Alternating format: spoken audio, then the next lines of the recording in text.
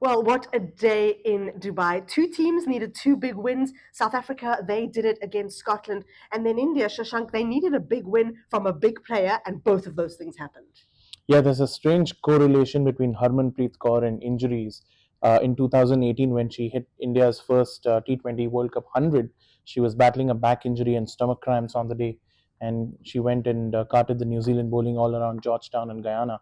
Came into this game with neck spasms and then just takes the bowling on and plays an impact knock. I think in a way, Harmanpreet's knock, it wasn't a question of whether she had the capability or not. It was just a question of why she wasn't able to bring that game to the forefront. And today we saw that. So I think that's what makes this knock all the more special. Yeah, so the secret to Harmanpreet getting runs, get injured first, then get her into bat. And then India in the field, I mean, they bowled Sri Lanka out for very little, but also they were really excellent just with their catching, I thought. Yeah, the catching is one aspect that Amol Mazumdar has been speaking a lot since he took on the job about 10 months ago. Coming into this World Cup, they had a specific fielding and fitness camp. They've tried to simulate all sorts of scenarios.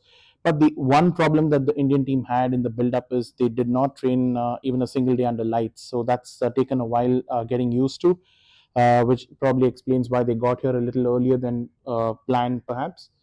Trained at the ICC Academy. But again, nothing prepares you to train until you actually get to the ring of fire. And it turned out that Radha Yadav, who didn't play the first two games, only got to the field because Harmanpreet sat out. And then what a catch she took to, trigger that slide. Yeah, absolutely. So those are two takeaways from an Indian perspective. From Sri Lanka, I'm disappointed. You watched, when you watched Sri Lanka upset South Africa in that first game of the World Cup last year, and everyone thought, this is a revolution that Sri Lanka are here in for. And they've had a lot of results go their way this year. The series win in England, they've had a little bit of success in New Zealand, they won the Asia Cup. What do you think has gone wrong? Yeah, I think what's gone wrong really is that Chamari hasn't scored any runs. 10 runs in 3 innings. It's her worst return at a T20 World Cup. They haven't got to 100. So when she doesn't score runs, you mentioned Harmanpreet an injury, Chamari and Sri Lanka's fortunes kind of go together like that.